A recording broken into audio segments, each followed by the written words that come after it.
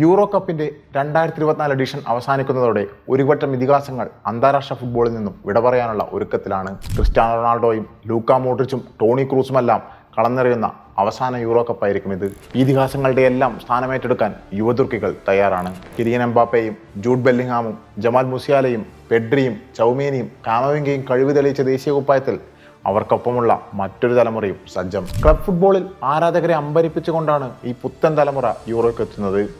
Lamine Yamal 16-കാരനായ സ്പാനിയാർഡ് ഈ യൂറോയിലെ ഏറ്റവും പ്രായം കുറഞ്ഞ കളിക്കാരനാണ്.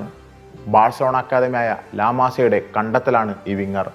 അച്ഛൻ മൊറോക്കൻ വംശജനും അമ്മ ഇക്വട്ടോറിയൽ ഗിനിക്കാരിയുമാണ്. സ്പെയിനിൽ ജനിച്ച ലാമിൻ 6-ാം വയസ്സിലാണ് ലാമാസയിലെത്തുന്നത്. കഴിഞ്ഞ സീസണിലായിരുന്നു സ്പെയിനിൻ്റെയും ബാഴ്സലോണയുടെയും സീനിയർ ടീമിനായി അരങ്ങേറിയത്. സ്പെയിനിനായി 7 മത്സരങ്ങളിൽ നിന്നും 2 ഗോളുകൾ നേടി. എതിരാളിയെ വകഞ്ഞുമാറ്റി അവസരമുണ്ടാക്കുന്നതിൽ മിടുക്കനായ ലാമിന് സെൻട്രൽ ഫോർവേഡായും വിങ്ങറായും മധ്യനിരക്കാരനുമായെല്ലാം കളിക്കാൻ ശേഷിയുണ്ട്. ഇടങ്കാലിലാണ് താരത്തിൻ്റെ ശക്തി. ഫ്ലോറിയൻ വേർട്സ്.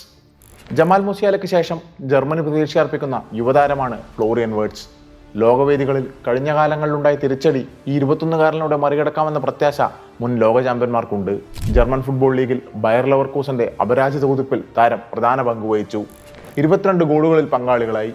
മധ്യനിരയിലും വിങ്ങിലും ഒരുപോലെ കളിക്കും. മികച്ച വേഗവും എതിരാളിയുടെ കണക്കൂട്ടൽ തെറ്റിക്കുന്ന നീക്കങ്ങളും നടത്തും. FC Köln, Leverkusen youth academy ടീമുകളിൽ നിന്നായിരുന്നു തുടക്കം. സ്കോട്ട്ലൻഡിനെതിരെ യൂറോയുടെ ഉദ്ഘാടന മത്സരത്തിലും വേർട്സ് ജർമ്മനിക്കായി വലകുലുക്കി. ദേശീയ ടീമിന് വേണ്ടി 19 കളികളിൽ ഇറങ്ങിയ താരത്തിൻ്റെ പേരിൽ 2 ഗോളുകളാണുള്ളത്. കോബി മൈനു. ഇംഗ്ലണ്ടിന്റെ പുത്തൻ താരോദ്യങ്ങളിലെ പ്രധാനിയാണ് 19-കാരനായ ഗാന വംശജൻ കോബി മൈനു. 9-ാം വയസ്സ് മുതൽ മാഞ്ചസ്റ്റർ യുണൈറ്റഡ് അക്കാദമിയുടെ ഭാഗമാണ്. കഴിഞ്ഞ സീസണിന്റെ അവസാന ഘട്ടത്തിലായിരുന്നു മൈനു യുണൈറ്റഡ് സീനിയർ ടീമിൽ സ്ഥിരസാന്നിധ്യമാവുന്നത്. കിട്ടിയ അവസരം കൃത്യമായി പ്രയോജനപ്പെടുത്തുകയായിരുന്നു. ചുരുങ്ങിയ സമയം കൊണ്ട് ടീമിലെ മധ്യനിരയിലെ പ്രധാനിയായി. ഈ വർഷം ഇംഗ്ലണ്ടിനായും അരങ്ങേറി. ആക്രമിക്കാനും പ്രതിരോധിക്കാനും ഒരുപോലെ മികവുണ്ട്. കളത്തിൽ സാഹചര്യങ്ങൾ മനസ്സിലാക്കി നീങ്ങുന്നതിലും താരത്തിന് വൈഭവമുണ്ട്. ഇംഗ്ലീഷ് കുപ്പായത്തിൽ 3 തവണ കളത്തിലെത്തി. കോബി മൈനു ഇത്തവണ ആദ്യ 11-ൽ ഇടം പിടിക്കുമെന്നാണ് പ്രതീക്ഷ. ചാവി സിമോൺസ്. വാഴ്ത്തിപ്പാടൽ ഒരുപാട് കേട്ട യുവതാരമാണ് നെതർലൻഡ്സിന്റെ ചാവി സിമോൺസ്. പക്ഷേ കളത്തിൽ ഇതുവരെയും ശരിയായ കരുത്ത് കാട്ടാനായിട്ടില്ല. ഇത്തവണ ഇത് തിരുത്താൻ ഉറച്ചാണ് വരവ്. ഒരു കാലത്ത് ലാമാസയും ബാഴ്സലോണയും ഒരുപാട് പ്രതീക്ഷ വെച്ച താരം. എന്നാൽ പല കാരണങ്ങളാലും പിന്നീട് PSG അക്കാദമിയിൽ എത്തുകയായിരുന്നു. PSG നിന്ന് കഴിഞ്ഞ സീസണിൽ വായ്പാടിസ്ഥാനത്തിൽ RB ലെസ്പിഗിനെ കളിച്ചു. 23 ഗോളിൽ പങ്കാളിയായി.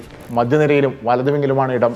ഫ്രങ്കി ഡി യോങ്ങും ടെയ്ൻ കൂപ്മൈനേഴ്സും പരിക്കേറ്റ് പുറത്തായതോടെ ഡച്ച് മധ്യനിരയുടെ കടിഞ്ഞാൻ ഇക്കുറി ചാവിയിലായിരിക്കും. ഈ 21-കാരനായിരിക്കും ആക്രമണങ്ങളുടെ സൂത്രധാരൻ. ഡച്ചുകാർക്കായി 14 തവണ ബൂട്ടിട്ടിട്ടുണ്ട്. സൈറെ എമറി. ഫ്രഞ്ച് മധ്യനിരയുടെ പുതിയ വിശ്വസ്തനാണ് സൈറെ എമറി. പോൾ പോഗ്ബയുടെയും എൻഗോളോ കാന്റെയുടെയും പിൻഗാമിയായാണ് വാറൻ സൈറെ എമറി അറിയപ്പെടുന്നത്. ഡിഫൻസീവ് മിഡ്ഫീൽഡറായി തിളങ്ങുന്ന താരത്തിന് മധ്യനിരയിൽ ആക്രമണ ചുമതല ഏറ്റെടുക്കാനും സാധിക്കും. പ്രായം 18 ആണെങ്കിലും അതിനെ കവച്ചുവെക്കുന്ന പ്രകടനമാണ്. എതിരാളിയിൽ നിന്ന് പന്ത് റാഞ്ചുന്നതിലും സഹതാരങ്ങൾക്ക് നൽകുന്നതിലും വിദഗ്ധരാണ്. സാങ്കേതിക തികവുമായി പന്ത് തട്ടുന്ന താരം മധ്യനിരയിൽ ടീമിന്റെ സ്ഥിരത നിലനിർത്താൻ പ്രാപ്തനാണ്. 5-ാം വയസ്സിൽ ഓബർ വില്ലേഴ്സ് അക്കാദമിയിലെത്തിയ എമറി 2014 മുതൽ PSG-യിലുണ്ട്. 2 വർഷം മുമ്പായിരുന്നു സീനിയർ അരങ്ങേറ്റം. ഫ്രാൻസിനായി 3 കളിയിൽ ഇറങ്ങിയ എമറി 1 ഗോൾ അടിച്ചു. യൂറോ കപ്പിന്റെ ഓരോ എഡിഷനുകളിലും കൗമാര താരങ്ങൾ ലോക ഫുട്ബോളിലേക്ക് ഉദിച്ചു വരാറുണ്ട്. ഇത്തവണ അതാരായിരിക്കുമെന്ന് കണ്ടു തന്നെ അറിയാം.